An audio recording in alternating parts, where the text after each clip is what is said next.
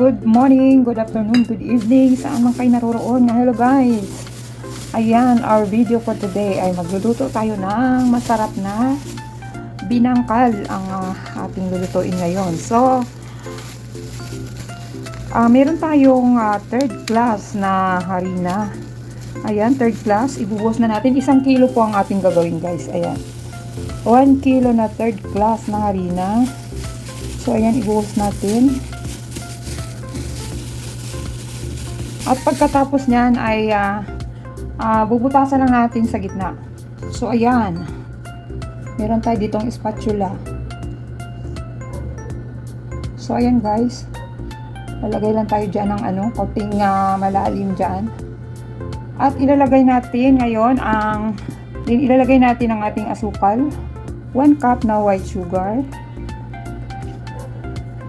Oh. Then meron tayong asin 1 teaspoon. So ayan guys, after ng asin ilagay natin ang 4 tablespoon na baking powder at hahaluin lamang natin. Ayan, hahaluin lang natin. Ayan, halo hanggang combine ang ating mga dry ingredients, ang ating salt, sugar, and ang ating harina. So after nito guys, isusunod na natin ihalo na natin ang ating 1 cup na water. Ayan, pag nalagay na ang 1 cup na water, ilagay naman natin ang 2 tablespoon na vanilla. So ayan. Ayan, 2 tablespoon.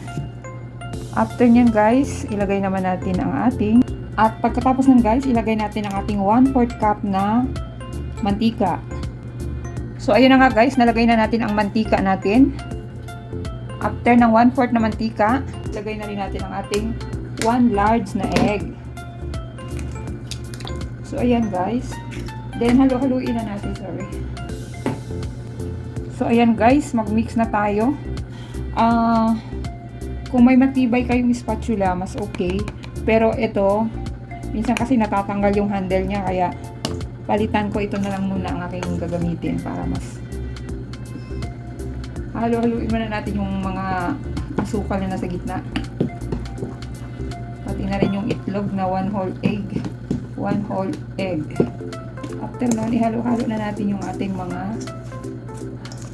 ang ating harina. So ayan, halo lang ng halo.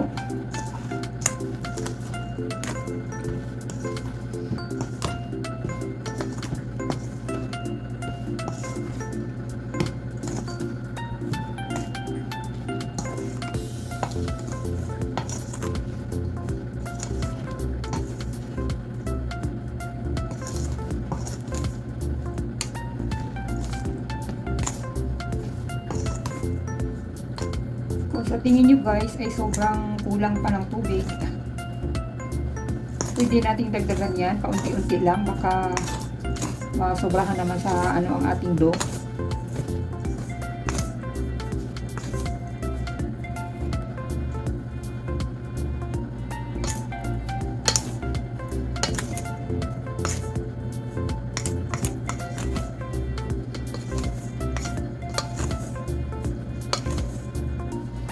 Ayan guys, at ito ilipat sa ating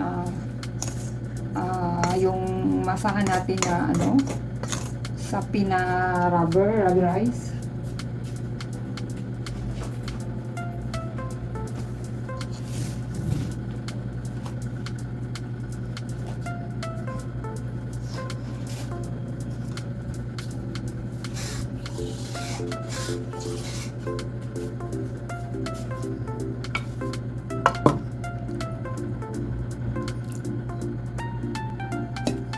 Ayan guys, unti-unti nating dagdagan ng tubig. Konti lang po, konti lang.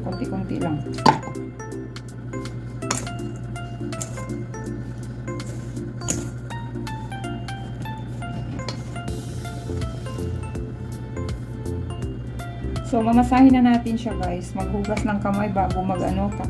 Pero ako naghugas na ako ng kamay ha. Meron naman tayong plastic gloves. Kaso lang, Mas hindi natin siya mabuelo ng ano kasi dumidikit sa plastic eh.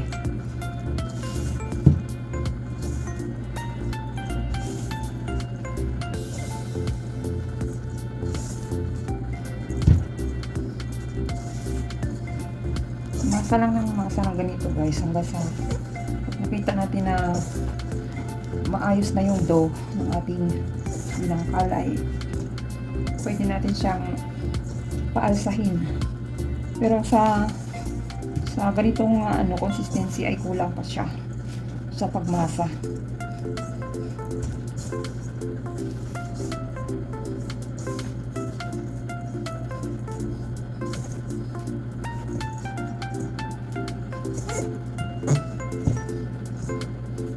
Nagdagdag tayo ng konting tubig pa.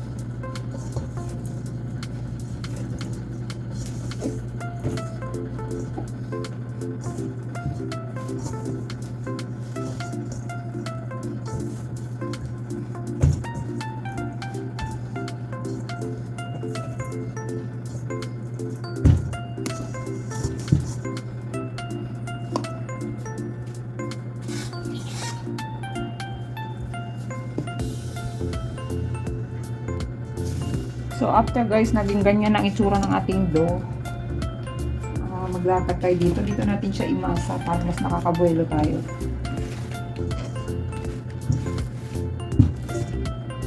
So ayan. Yan ang natin ilagay ang ating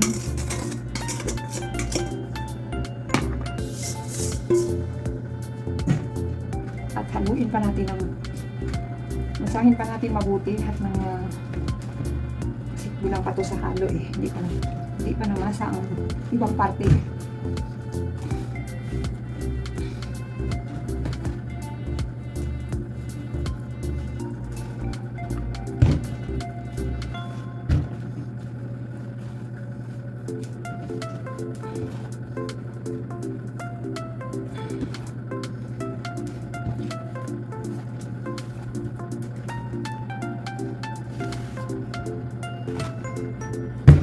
Guys, pag ganito na siya,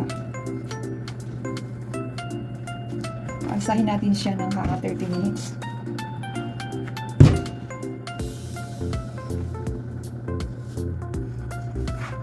So ayan guys, after nang namasa na natin ang lahat na mix na, naglagay tayo ng 1 and 1/2 tablespoon ng mantika at i-kinote natin dito sa ibabaw, ganyan paikot na para hindi dry yung ating dough. So, ayan, may mantika na yan. Inano natin, parang pinahid dyan sa palibot-libot niya. Ngayon, paalsahin natin siya ng 30 minutes. So, tatakpan muna natin siya. So, guys, after 30 minutes, ating bubuksan ang ating pinaalsa. So, ito na po siya. Ang gagawin natin ngayon ay i-slice natin siya, guys. At itimbangin natin. Meron pala tayong timbangan dito. Ayan, mini weighing scale. So, ito ang ating gagamitin para matimbang natin makuha natin ang pantay-pantay na sukat ng ating gagawing binangkal. So, let's start na po. At meron na rin tayong sesame seeds na ating i-coat natin dyan ang ating nabilog na binangkal at meron tayong tubig para isawsaw muna natin dito yung nabilog bago natin i-coat sa sesame seeds. At ito, may tray tayo na malaki bag. Dito natin ilalagay ang ating mga na bilog na at na-coat na ng sesame seeds na na ating nagawa. So ayan guys, ito na, ilalagay na po natin dito sa ating pupwestuhan ang ating So ayan guys, ikakat na natin itong ating napaalsa na dough. So ganyan lang, magkat na tayo ng ganyan.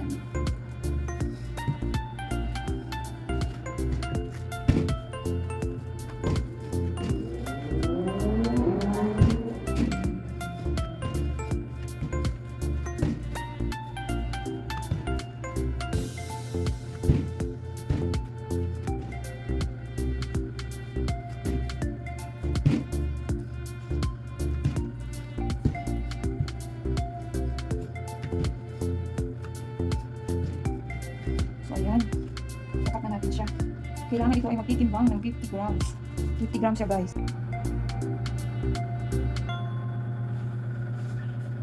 So let's start. Ito na yung ating ayan. First time kong magtimbang guys. Tama ba itong ganito? Sobra yata. 50 grams.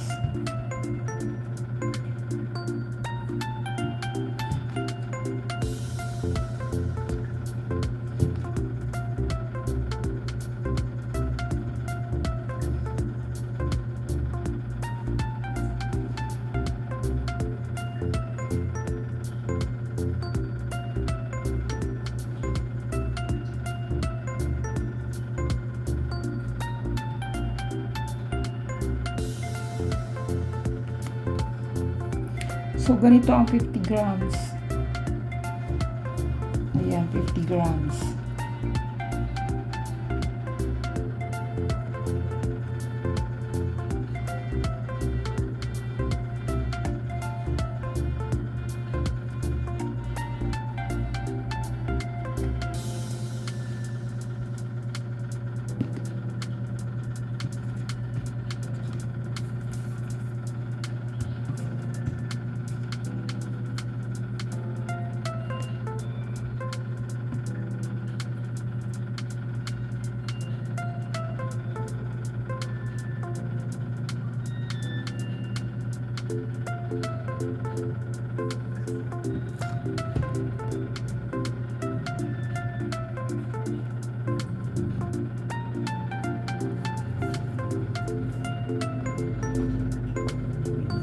So, babalikan ko kayo after na mabilog lahat guys ha.